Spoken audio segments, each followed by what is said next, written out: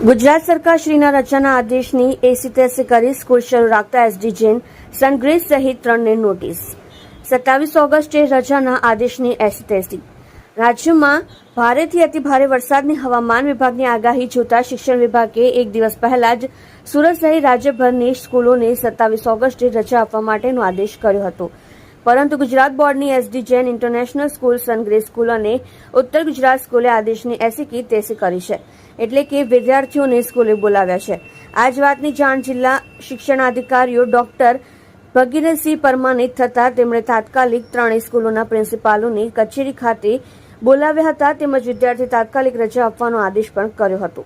ઉપરાંત 3 સ્કૂલોને નોટિસ અપાઈ હતી। એમાં શિક્ષણ વિભાગના પરિપત્રને તાકીદ કરીને લખાયું હતું કે ભારેથી અતિભારે વરસાદની હવામાન વિભાગની આગાહી જોતા શિક્ષણ વિભાગે 27 ઓગસ્ટે રજા આપવાનો આદેશ કર્યો હતો, પરંતુ આપની સ્કૂલ કાર્યરત રહી હતી, જેથી એવા કયા કારણો હતા કે આપણે સ્કૂલ કાર્યરત રાખવી પડી, જેનો લેખિતમાં જવાબ આપશો। જી, તમે જોઈ રહ્યા છો લોકચક્ર ન્યૂઝ 24 ઇબ્રાહિમ શેખની સાથે।